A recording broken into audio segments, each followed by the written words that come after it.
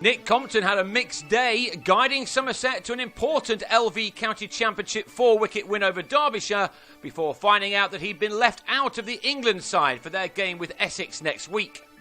All three results were still a possibility as the last day began in Derby with the home side on 36 for 2 in their second innings with a lead of 86.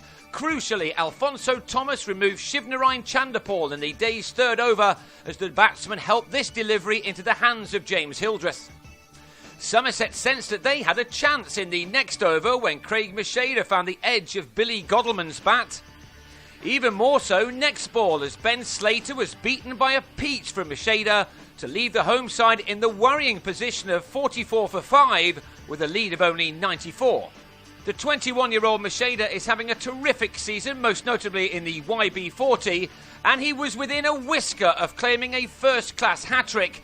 This delivery perhaps just doing too much for Richard Johnson. But it wasn't too long before the young man struck for a third time in a match-altering spell. This time Johnson did get the nick to leave his side on 54 for 6. Derbyshire have been here before this season. One bad session destroying all of their good work. Nothing went their way here. John Clare the next to go when he dallied while backing up to be run out by Jamie Overton, who was quick to respond to the opportunity. In a flash, Somerset had become big favourites. Wes Durston was still in, and his innings against his former county was now a crucial one. He added 26 runs with Tony Palladino, but then the last 3 wickets fell quickly.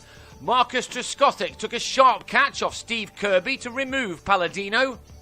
Then, 3 balls later, Kirby found some lift to have Tim Groenewald held by Hildreth.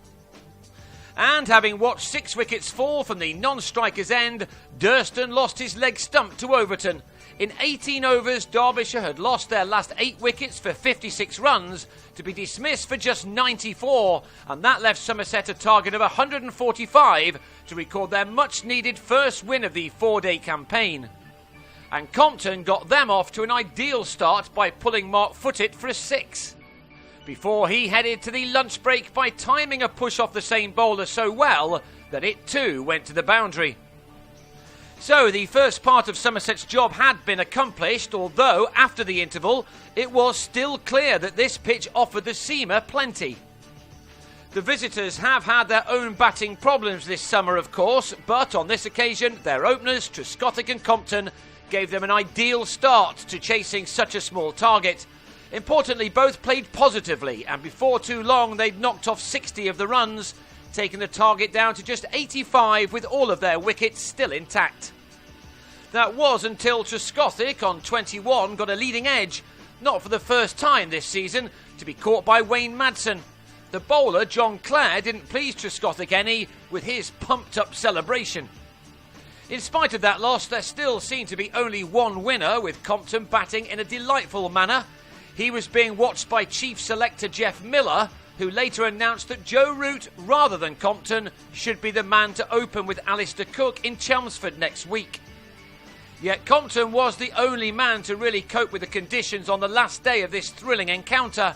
Dean Elgar didn't. Having made 5, he flashed at Clare and edged to Durston, with Somerset still needing 65 more for their victory.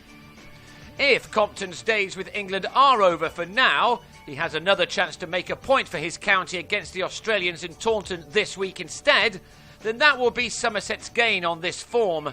This pull took him to his 50 off his 71st delivery in an innings which had certainly been a busy one. It also turned out to be the match-winning one, as no one else really put their hands up in this chase.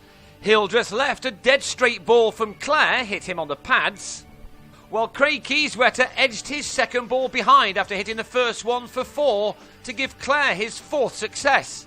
Had any of the other Derbyshire bowlers been able to match Clare, then the 145 may have been a step too far for Somerset. The bowler now claimed his 5th wicket by having Compton caught off a big drive. He went for a fine 56 at 109 for 5. So 36 more were still wanted, and if Somerset could now collapse like Derbyshire had done, we still had a game on. Peter Trigo was fairly close to going LBW, while Alex Barrow was out as he nicked Groenewald behind, but only after he'd scored 16 valuable runs. Trigo finally eased any remaining nerves by scooping Palladino over mid-on for a boundary, which brought the target down to just 2 runs.